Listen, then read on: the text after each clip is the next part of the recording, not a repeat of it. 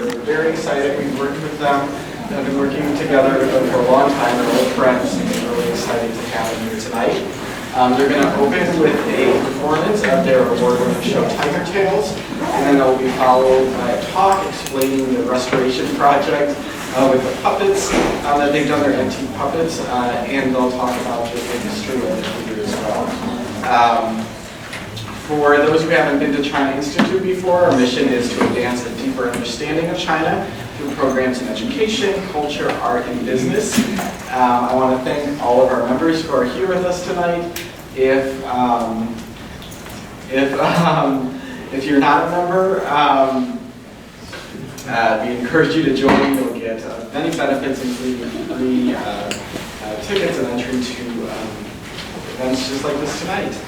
So some of our upcoming events is we have the Night of the Museums Festival, which we'll be taking part in, which is a night when all the museums in the downtown area are free, and we'll be having music performances and all sorts of other things going on that night.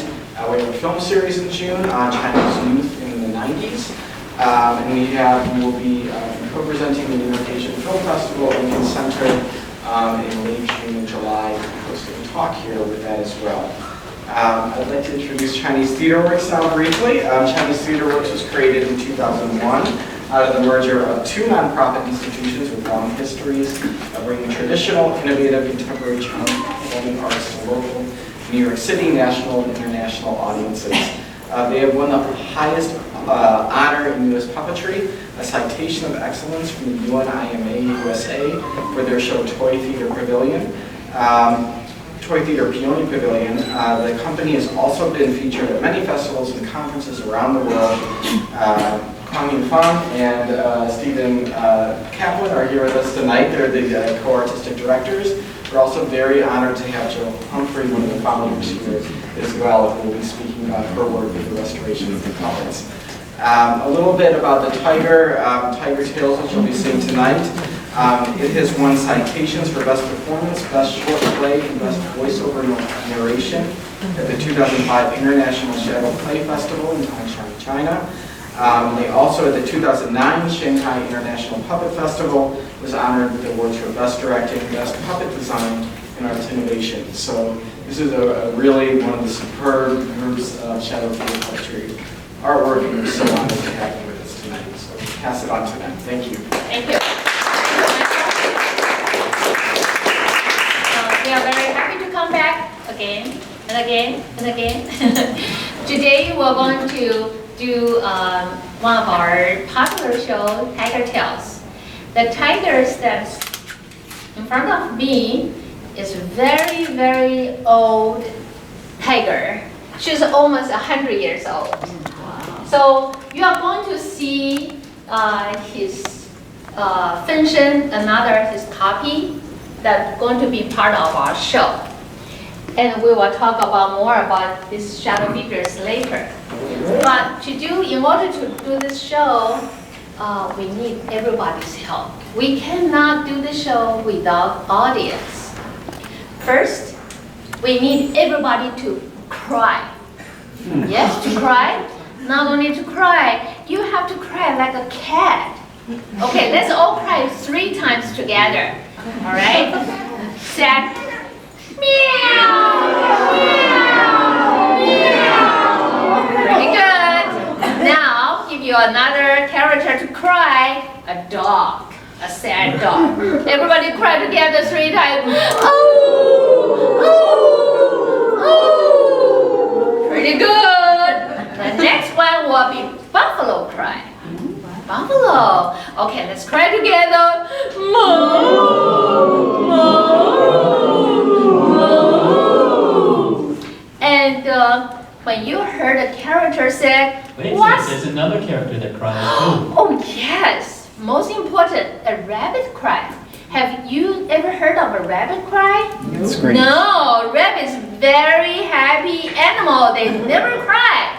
So we make it as a baby cry. I think everybody remember how you cried when you were a baby, right? Let's cry together loud.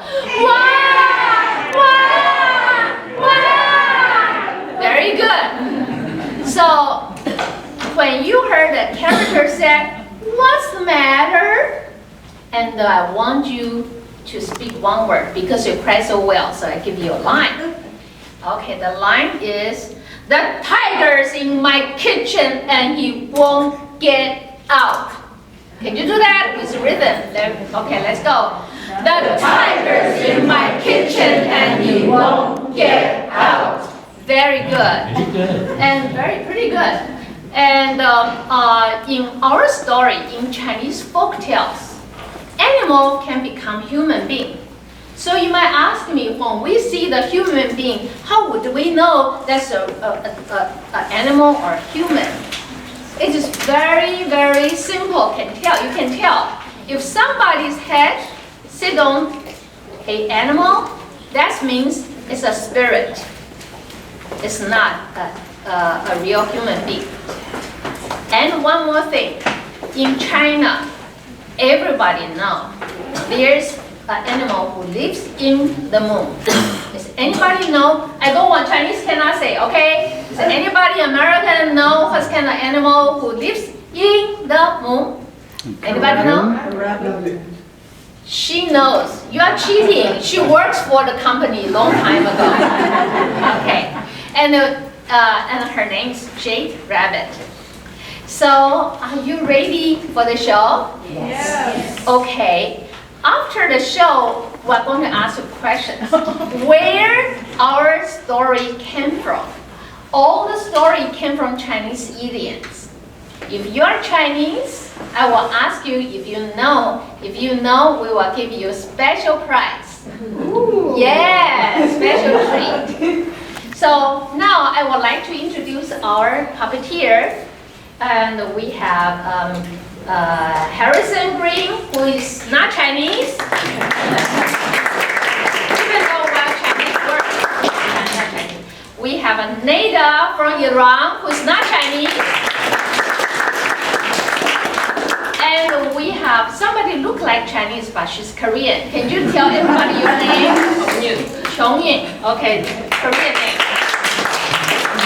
And our storyteller, who made all the puppets you're going to see later, everybody know one of his work. He made all the shadow puppets for Lion Kings on Broadway. Oh my God. Yes, and he married me, so he's my cheap labor. Right. And I am Chinese, pure, 100%. So that's why I'm speaking, and they are working. They are works. I am Chinese. Now, are you ready? Okay, Stephen, are you ready? I'm ready. Okay. Okay. Ladies and gentlemen, Tiger Tale.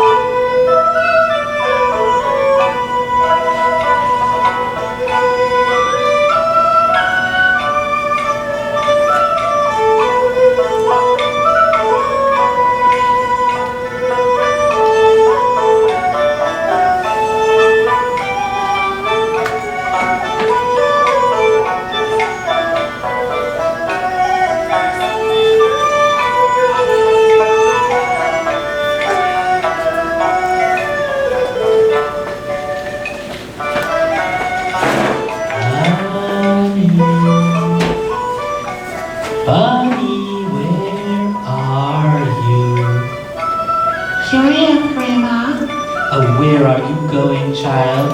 I'm looking for adventure. Well, that's a good thing to look for. When I was your age, I had lots of adventures. Oh, really? Ooh, tell me some of your adventures, please, Grandma, please, please, please. Okay. Okay, sit down there beneath the bamboo. That's good. Now, let's see. When I was your age, Grandma, that was one after that? Well, no, dear. The lab was closed down, and I went back to being just an ordinary rabbit living in the jungle. But a life of nibbling grass wasn't enough for me.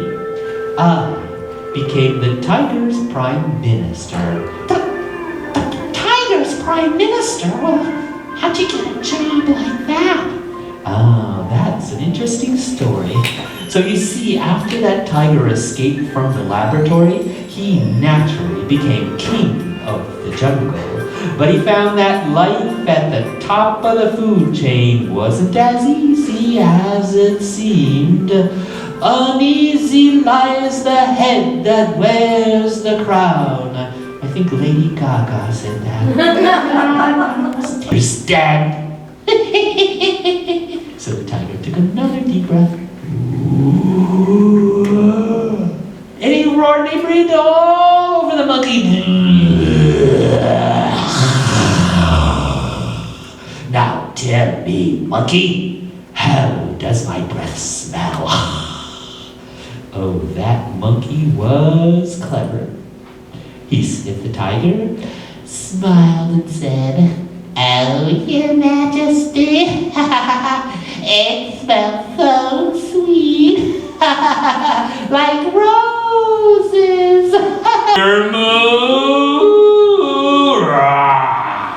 And that water buffalo ran out of the house, sat down next to us in the garden and cried, "Moo, moo, moo," and the dog cried, "Oh."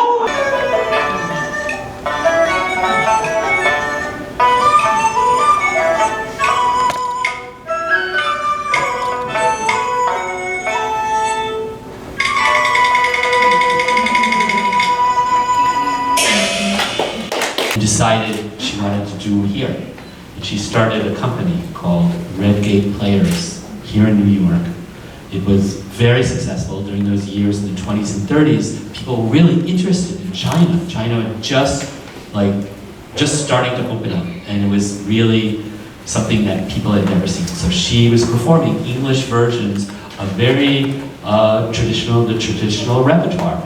And as she got into it, she was more interested in the real traditions, and she went back to China several times and studied with some of the masters who were performing then, and she also commissioned a set of shadow figures, about 1,000, from one of the families that was still making them. And these figures here were some of the ones she brought back, done in the Lancho style, the north style, right? Yes, except the size is wrong. Except the size is, well, because she knew she wasn't playing in China, she was going to play here to American audiences, and she wanted a larger screen that she could play larger puppetry. So, yeah. So she commissioned this full set of them. I think, Joe, because Professor Lee Oh, you also know. did a lot of research. No. I think Professor Lee should also. Yeah. Okay, I'll do the same. I'll just do the outline and then you do the detail. Okay. So Pauline Benton's company, Redgate Players, was successful through the World War II years. After that, though, China had a revolution, was no longer our friend, and her company kind of didn't have the same appeal as it before. And she struggled, she lost a lot of her colleagues who started out with her, and so she moved to California, kind of became a hermit really, and sat on this large collection of puppets until she passed away. And what happened to them after that? No, I think Professor Lee would Okay, so now can say something. How come Pauline Benton was involved, right? Yeah, I'm so honored to be here. In fact, it was 2 years ago in the summer, by the help of the Chinese director of the Confucius Institute in the China Institute, Dr. Zhou Xiaoxia, with her help, I have the chance to know Mrs. Fong and Joe. And at that time, I know Joe's story, and I think Joe will tell us her story. And and what's the link to the Benton, yeah, Mrs. Benton. So, but I think Steve is very, very humble. He only told that there's a story of 3 ladies, but we have 3 ladies, but we have a man. So it's the same That's story. because I'm the only one in the company that drives.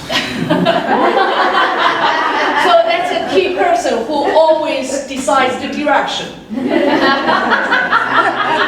So it's the same story in the Shadow Puppy show, in fact. I figured it out, and finally. So when I interviewed Joe 2 years ago and following last year, and I want to continue this year, and I find out, in fact, there is a great man behind these 3 men. 3 women. There's 3 women. So he is the Dr. Lawfare. So if you go to the Natural History Museum in New York City, and you go to the Field Museum in Chicago, and all the collections, Chinese collections, were collected by Dr. Lawfare in the 1902 to 1910. So he's the pioneer who introduced the Chinese cultural heritage to America. So, and when I know this, I read a book about Mrs. Benton, and there is a book about her whole life that was called Shadow Lady, is that right? Mm-hmm. And then she tells the story when she go to the Natural History Museum or the Field Museum to see the first time to see the collected of Dr. Lawfare, and that's the reason why he go to China after that. And after that, I go to Columbia University, I go to the museum, I read a lot of documents about Dr. Lawfare, what he was written. And then finally I know it's not only a story about 3 ladies, it's a story about 3 ladies and a man. And because of this man, this important man, so this is not only several persons' private life story, it's a story about East and West, the culture exchange. So that's some kind of things that the people, how they treasure the heritage of all the human beings. Like you just see was the show. It's not only Chinese story, it's the human beings' culture. Yes. So thank you, really. Yeah, thank you. Thank you, Professor Lee. Yeah, well, my story actually began in Germany, not here. Here is good for us. I thought I was talking into it. I'm a theatrical person, I hate microphones. But the preceding the formation of the collection here in America, there were many Germans who were interested in Chinese culture and collected many shadow figures and puppets. These are not puppets, these are shadow figures. Puppets are 3-dimensional. Anyway, they brought back figures, and Laufer was German, also was the influence that Max Bormann, for instance, in Germany, met and saw the shadow figures, and he started a shadow a company called the Three Plum Blossom Theater, which performed the Sichuan style of shadow figure, which is the size of these figures. He really was the one who introduced Chinese shadow theater to the Western world. Before that, it was only known in the East, and traveled from China to India, to Indonesia, and eventually to Turkey and Greece, but it didn't get to Europe until about 1900. Just for a brief background. The shadow figures, not all shadow figures are made the same way. I should begin. The Eastern tradition, or the Lanzhou tradition, which I practiced and which these are replicas of, use donkey hide for the actual this is material. donkey No, those aren't, those are sheepskin. The large I ones, told everybody it's donkey. no, only the small Lanzhou figures are donkey hide. The rest are made out of cow or other, mostly cowhide. They, Eastern ones, as I say, the Lanzhou figures are painted with translucent dyes, and then they're covered with something called tung oil. And tung oil was invented in China in 1865. So figures before 1865 don't have the tung oil on them. The tung oil is the base of all oil-based paints that we have today. And it is a wonderful binder. But unfortunately, when it is confined in small, dark places for any length of time, it gets very sticky and very tacky. And therefore, many collections of the shadow figures that were covered with tung oil to protect them from the moisture and so forth have been totally annihilated because they were all stuck together. And even the collections that were at the Museum of Natural History, fortunately there, the figures had been packed separately in separate envelopes for a long time. And they now have realized what the problem has been. Most museums refuse to take the tung oil off because it's a historic tradition, which is stupid because this is a performing art, and unfortunately museums know what the artifact is, but they don't know what the performing tradition was or is still.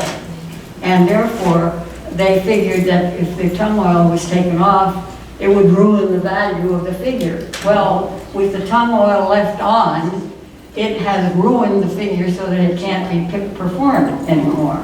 And anybody who is in the performing arts knows that in order to perform with a figure like this, it has to be mobile, and you have to have it moving all the time. So the trick is to take the tung oil off.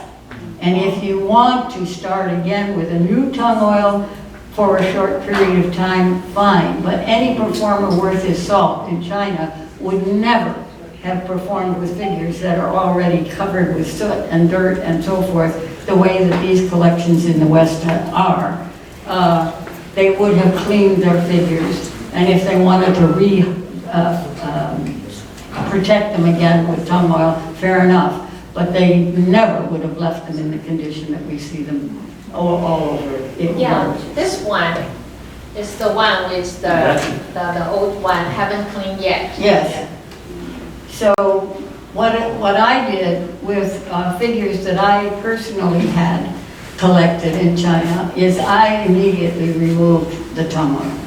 And the way that that was done, I'd asked people in other museums what they did to preserve the figures, and the ones in Germany had a much better idea about it than we've had here in this country. But one of them suggested taking some kind of solvent to remove the figures, and I tried that particular solvent.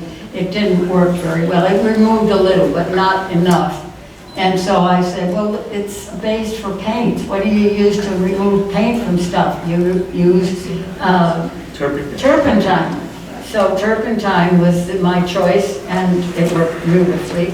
Did not remove the color, as everybody thought it would, because color is not a paint. It's a dye that has actually dyed the hide, so that there's no harm in taking that stupid tung oil off.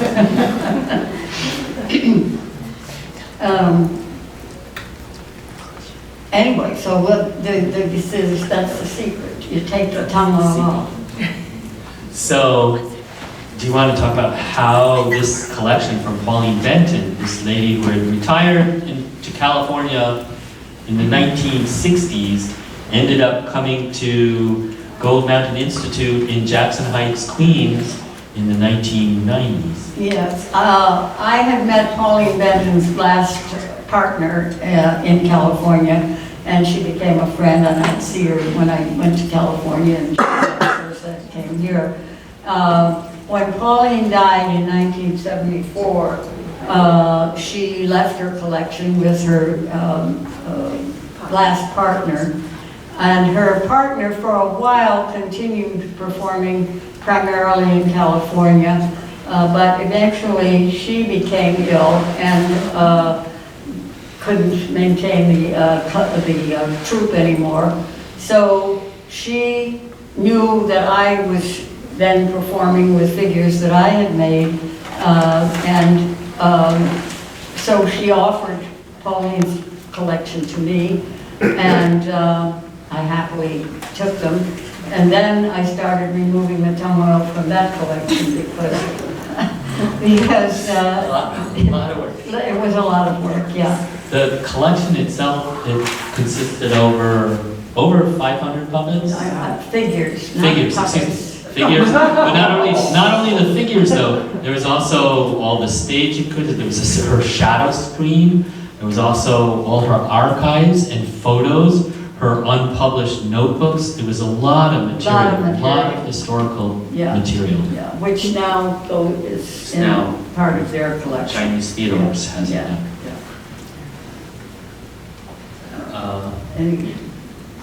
What else do you So- want to know? Oh, and Yeah, questions? Yeah, so you said that as you received these shadow figures, you started saving them by Yes. removing the tongue oil. Yes. Does that mean that the other figures that you described, which have been annihilated, are salvageable? Yes, they are salvageable. It's a lot of handwork, but it's salvageable. If you just get the tongue oil off, they're perfectly usable again. But again, as I say, most museums don't want to touch them because they don't know anything about them. but the leather does disintegrate, so some of them, and especially the delicate ones and the large scenic units, they start to rip, they start to tear at all the narrow spots, and you have to repair those Well, as that's well. only if they're handled. Right, if they're sitting in, yeah, that's true. They're sitting in their sleeves, just, but the minute you take them out, the minute we start to perform with them, like you'll notice with that white snake figure that was being passed around, she's backed with clear Lexan. It's because I didn't want us, we were performing with it. It was the first show we did with the collection, was with the actual puppets. Figures. The figures. And before that, I was taking the figures and taking them apart and putting them on a light table, photographing them, and then digitizing the image so we could make the copies that we used in our overhead projector show.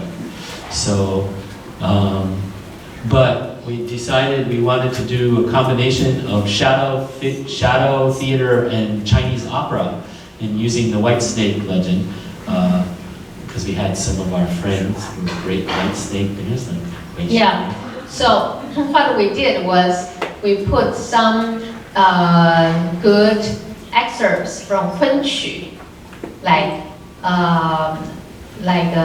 wandering on the West Lake and fighting the water, or stealing the heavenly grass. All the best excerpts the best of puppetry. yeah. And then we use shadow theater to to kind of advance the narrative. As a narrative to tell the story. And we had a wonderful white snake female fighting characters here with the, please give her a round of applause. She's our star. The white snake, Yes. We have some questions? I was just thinking it might be interesting for us to know how Joe got involved in shadow theater. Oh, yeah, welcome, Joe. Skipped over that part. Well, my background is theater, and I was working as a volunteer at the Museum of Natural History, helping them to identify the figures in their shadow collection. They were just, they didn't know what they were. And so I had seen a lot of taking opera performances and Kunchu and so forth. And so I knew the stories, many of the stories, not all of them, but most of the same stories that are told in the opera form are also told in the shadow and puppet traditions in China. And so I decided on one that I liked particularly was the White Snake legend, because that's, you know, magic animals. Love, romance. Yeah. Yes, Well, battles, right. getting buried under a pagoda. Well, so I helped, as I say, was helping at the Museum of Natural History, and they got a grant to mount a 6-month exhibition of their collection of shadow and puppets from China and other Asian countries. It wasn't just China. So I helped to mount the Chinese section of that exhibition. I went on staff then at the museum. And then during the course of that 6 months, I was paid to demonstrate the Chinese and the Indian shadow figures. And during that time, people would come up to me and they'd say, "Oh, they're so beautiful, and that's looks like it'd be wonderful to see a full performance. Where can we see a performance?" Well, that was during the Cultural Revolution in China, and sorry, there was no place in the world you could see them, not even in China. And so I said, well, maybe I could do something with these. I've been taking Xerox copies of some of the figures that I've been working on, and so I said, maybe I'll start a workshop if anybody's interested. So I began taking people's names. Would you be interested in a workshop? Would you be interested in a workshop? And by the end of the exhibit, there were about 25 people who had signed up and said, yes, we'd like to start to learn more about this. So in my basement, we started experimenting with different materials to make the shadow figures, because I had enough copies of the figures then. We finally went back to the animal hide. It isn't donkey hide, but it was drum heads is what I used, because that was the hide, raw hide that I could It's get. hard to find donkeys in New York City. Yeah, it is. They don't run around here anymore. Anyway, or if they ever did. But, so that's what we ended up using was you know, drum heads to make the figures out of hide.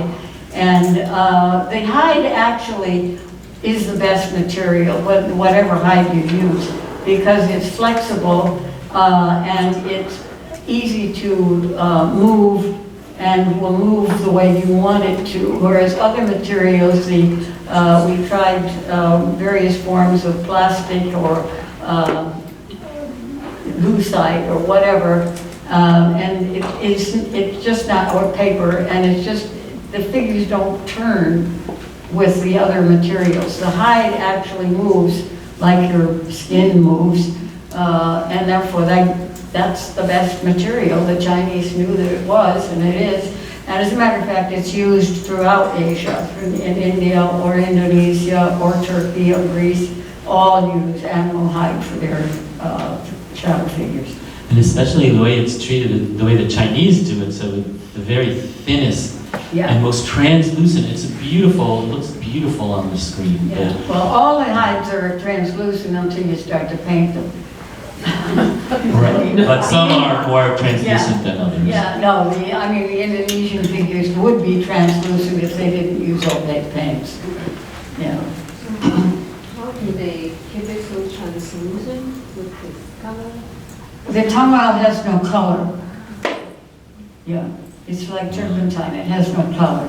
And when they take the hides, you spend a lot of time stretching it and scraping it, like preparing parchment, but I think you have to do it even more, so in order to get it to that lovely translucency. Yeah, well, the their drum heads were translucent. Yes. Yeah. There's a very good movie made by Zhang Yimou or called To Live, 活着. It's very, very good movie. The story tells about a shadow artist, his life, and how he started and how he ended. There's very, very, very good film. I think he's not an artist. He's a fan. He's a fan. Right. Amateur. Yes. In China, we should know that the shadow puppet show is one kind of folk art. Folk art. So it's a folk art. It's not a fine art. It's not like Kunchu nowadays is some kind of fine art. So it's a folk art. So it's a seeds of all kinds of cultures for China. So that's the important part. Yeah. And I also want to highlight why we still want to keep these figures. Why we want to keep these figures. So as they have already told us, in fact, the three ladies, their performance is quite different. The only thing is the same is they use these figures. Right. So could you tell us what's the difference of you and what's the difference of Joe and Mrs. Benton? It's quite different. Yes, well, I started not doing the traditional way of doing it because I don't speak Chinese, I don't read or write it either. And there was no way in the world that I was going to be able to recreate the voice sounds of the Chinese performing arts. And however, the person who did that was a German by the name of Max Bormann, who had the Sichuan style of shadow figure, that's his big one. And he knew he could speak, read, and write Chinese, and he learned how to imitate the vocal tones of the that were required. And he told really traditional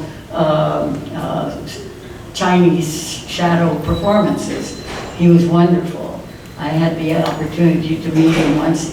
Unfortunately, he and Pauline Benton died the same year.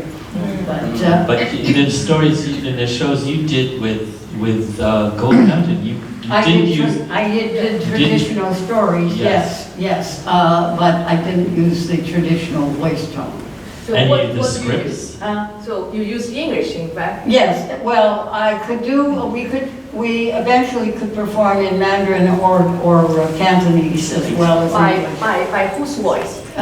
Well, When I first came to America in 1983, right away I got to know Joe. It's like gospel. Yeah.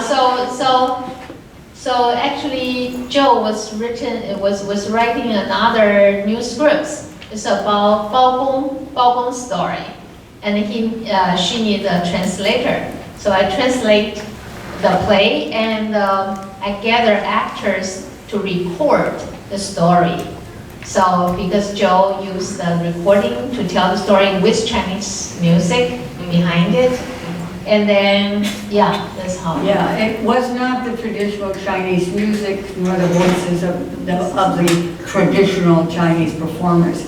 Only Max Bormann did that, and he's the one who preserved the Chinese shadow theater in the Western world. And he was wonderful. I can't say enough about him. He didn't live long enough for me. but he was a generation before me. But he was wonderful, and I was fortunate enough to meet him. I did not know Pauline Benton. I knew her associate. And Mrs. Benton, she did in another way. She has some friends, 3 friends, and they buy traditional, original Chinese instrument. Yeah. But they play in their own way. Yeah. And all the guys think, yes, that's Chinese music. Yeah, well, it was. It's more tender, even they feel. Yeah. But they think that's Chinese music. But they really did a good job. Yeah. As one of the musicians, Lou Harrison, was really grounded in Asian music forms, but he was definitely an American weirdo. And he met Pauline when she was in her last years, and he convinced her. The very last show that she did in her life was this Whitesnake show, using these figures with Lou Harrison's music at the Ojai Festival. Which, by the way, there is a film that they made here at the China Institute of the Whitesnake legend. Yes. Do you guys have it? Do you know where Yeah, it is? they do. It's in your archives. It's in our archives, the CD Star Library. Oh, we'd love to see it. It was in your office up. Yeah, it's probably there, and they're going through everything and cataloging it. Okay, yeah, no, I know you have it. Or you had it. Yeah, because I've seen it. When we went through all the photos, and then there's one photo that I remember, and it's so funny that when they do a scenery about all the shadow figures flying through the cloud, there's a picture of Cigarettes. Oh, yeah. one guy, Puppeteers doing special effect with special 30 effect, cigarettes. putting a lot of Cigarettes. cigarettes. One person just light it off, so there's a lot of smoke. Yeah. You can't do that in a theater. Right, the artist really sacrificed for the show.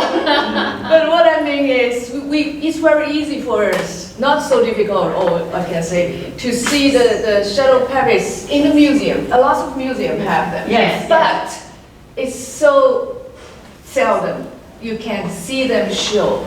So, in fact, we have seen the different ways for the three ladies. So Steve and Feng, you do another way. You do another way. But the puppets, the figures, they have a life now. Yes, they do. So that's the most important key for why we want to keep these figures. And from these figures, we will really know what's the story, what's the value is told. Keep the value continued. So it's this kind of folk stories, some like the stories of or works of Shakespeare. So although we can see a lot of films, plays from the West, they're grown up from the Shakespeare's works. It's the same from these things come from Chinese, like you just mentioned, the Zhang Yimou's film. Yeah. So if you don't know these stories, the folk stories, you have no idea, make no sense. Right. So that's why we try our best Yeah. to want to keep them, keep these seeds, the culture seeds. And we were very, very lucky. We were asked by Field Museum in Chicago to do a recording for them. So whenever you go to Chicago, please visit Field Museum, and you will see our work of monkeys. Five mountain. Is that right? Yeah, Yes. 火焰山, Yeah, the Monkey King story. So you will see we performed in a traditional style. But- And Without cigarette. without cigarette, right. And then May 10th, 11th, just last month, we went to Washington, D.C. because there is a new International Spy Museum was opened, a grand opening. And in that museum, they also asked us to did another story using the way we do it in the opera projectors. It's a story from the spring-autumn period, the story of Fu Chai and Gou Jie. So we have two shows, two films, our work as a permanent exhibitions in two museums. And I just want to add some stuff about our work as Chinese theater works. So when Joe retired, we were just starting. So Yeah, Steve and I started our company in 1995. And then Joe was thinking about retired like in 1990. and 95. About that time. And when we started working together, I was really deeply in love with shadow puppetry. I went to University of Connecticut, which has the only master's puppetry program in North America now, or at least in the United States. And I fell in love with shadow puppetry. And then I think you fall in love with. I fell in love with her too. That's another story. I think the shadow puppets came first. Maybe. And she said, well, you have to take over the company. There's hundreds of shadow figures. You have to. So that's the real motivation. Well, it's a big burden. I mean, it's a big responsibility. And at least me personally, because I'm not Chinese, and I feel like how did I get gifted with this job of preserving these things? Not easy, heavy job, huh? And I think when we started making shows and performances, because we've been doing performances that mix Chinese opera and Western theater practice and puppetry, different styles of puppetry, and then when we got hold of these puppets, we felt we had to do it. I mean, Joe had done such a great job cleaning a portion of the collection. Now we had to figure out how to bring them to life. And part of the problem is because we're not playing for Chinese audiences. You play here in Queens and you're playing for people who speak 40 different languages. And that's with only 56, yeah. And that's, How many? 56 different languages. I don't know who counted them that. There might be a few more by now. New research results tell us there was more than 80 languages I see. in the city. Right. In the city, yeah. Yeah, right today. Right. Wow. But Yeah. a lot of those folks end up in Queens. And And we have to play for them in libraries and right. schools. When Joe retired, and then she said, that's your culture, your art, so you as a Chinese should take care of it. She'd also been performing with me for 12 years, which is another reason why Yeah. I chose her. Yeah, And she is also a fantastic Peking opera thank you. Performer, yes. performer. Thank you, thank you. So, really it's an honor to get to know Joe, that we worked so long since 1984 till now. After she retired, every time I got into trouble, I was like, Joe, what do you think I should do? You know, even a few days ago, I had a long meeting with Joe. I said, Joe, what should I do? And Joe is my mentor for life, for the whole life. And like my mom, yeah, so I'm so lucky. And I'm so lucky to marry to another Yang Guizi, overseas girls. Driver. We can drive the car. Who can drive the car and yeah, who help me to write a grant and yeah, make figures. Make figures and do everything. I really appreciate. But one of the purpose we come here to China Institute, not only China Institute to start this tradition, you know, and preserve Polyvent stuff, and also to meet you. Because if you think you feel that you wanted to do something, you want to help, you want to donate your whatever, so we will be. Money helps. Oh, money really helps. And I want to tell you, I had such a great time working with volunteers like Phoebe here. Yeah, Phoebe is a great volunteer who has been helping us. And Sherry, where's Sherry? Is Sherry here? She might have taken off. Okay, and we had wonderful helpers and the board and staff to help us. And Sherry is another volunteer. And Li Quan, where's Li Quan?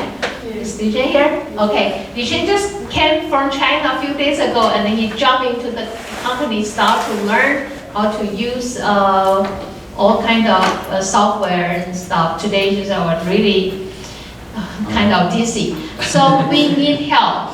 And this is a non-for-profit organization that we are able to continue because the passion. And I feel like once one donor told me, she said, the reason I help you is not because I help you as a friend, you as a Guang Yifeng. I help you because this is something that we should all work together to preserve this culture, to preserve this art. And so I'm going to bring paper.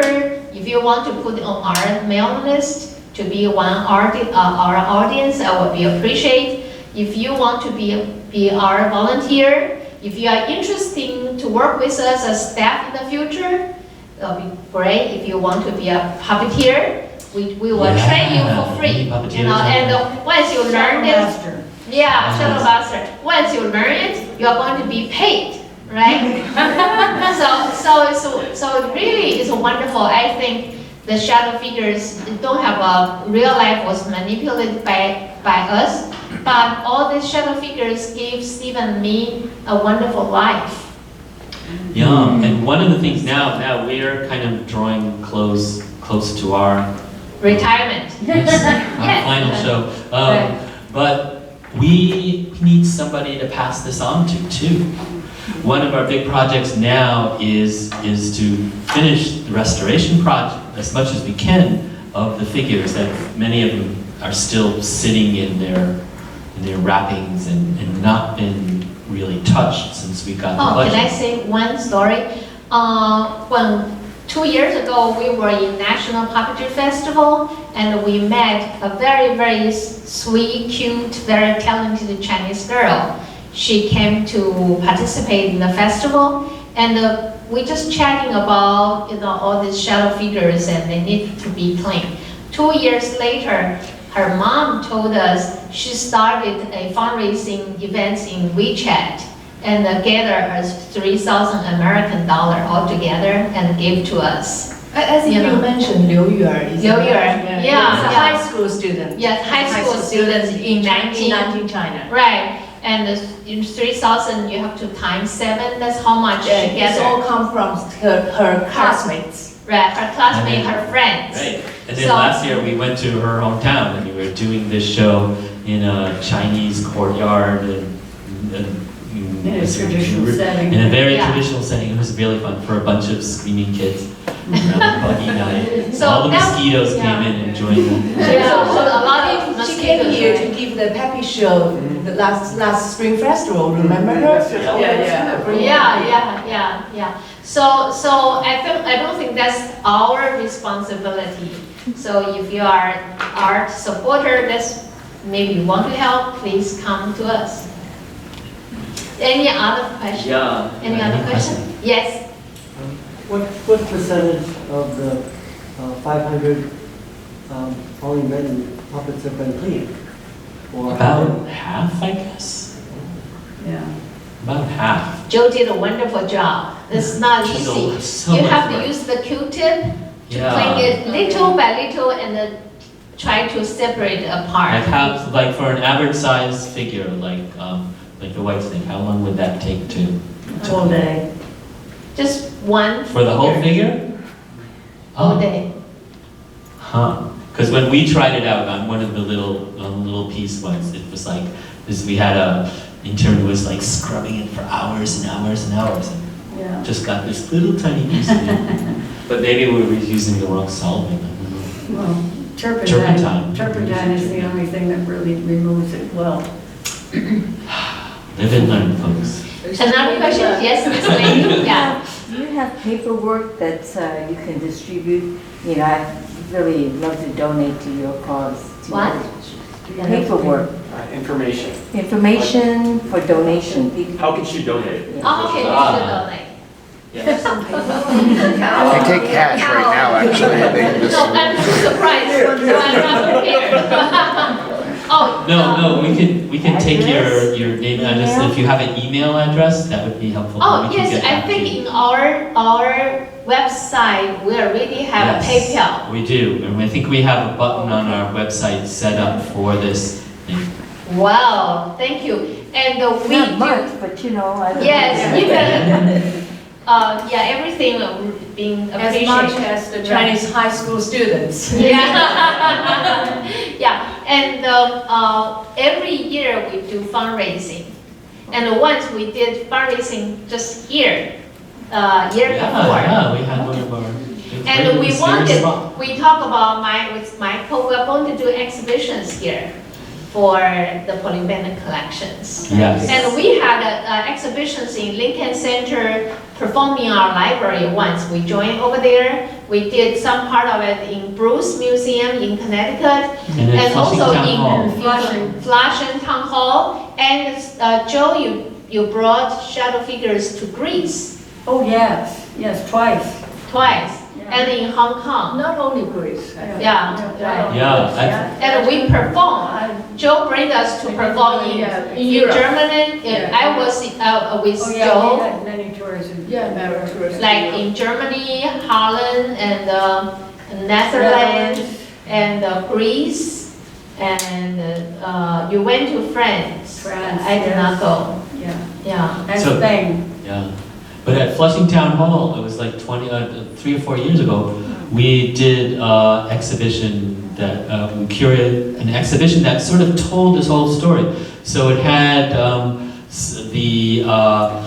lot of the puppets that Joe had mounted, many of these panels, these large panels with the figures on, the Benton figures, and we had lots of Pauline's photos and the whole sort of narrative of the, and all these